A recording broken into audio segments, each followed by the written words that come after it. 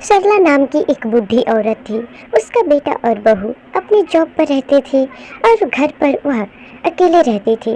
इसलिए उसके साथ काम करने के लिए एक गांव की औरत रहती थी। वह उसे पैसे देती थी, बदले में कांति उसके घर का काम कर देती थी।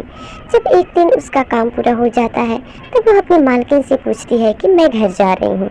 उसके बाद उसकी मालकिन उसे परमिशन दे देती है और फिर कांति अपने घर पर जाने लगती है।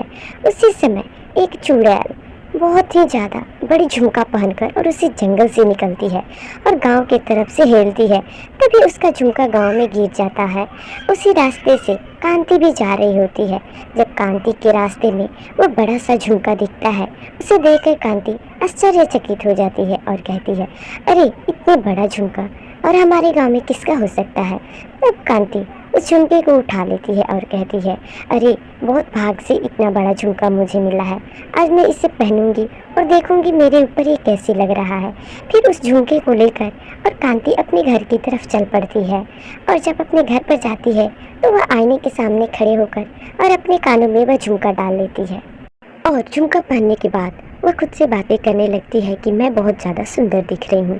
तभी वह चुड़ैल पीछे से आती है और कहती है, अरे तुमने मेरा झुमका लिया है क्या? तुम मेरा झुमका दे दो वरना मैं तुम्हें नहीं छोड़ूंगी। तभी उस चुड़ैल को देखकर कांति बहुत ज़्यादा डर जाती है और उस चुड़ैल के झुमकों को निकाल कर और उसे दे देती है और फिर उससे कहती है, तुम मुझे छोड़ दो, मैं तुम्हारे झुमके तुम्हें दे दूँगी। तभी वह चुड़ैल अपने झुमके लेकर और फिर वापस अपने घर चली जाती है।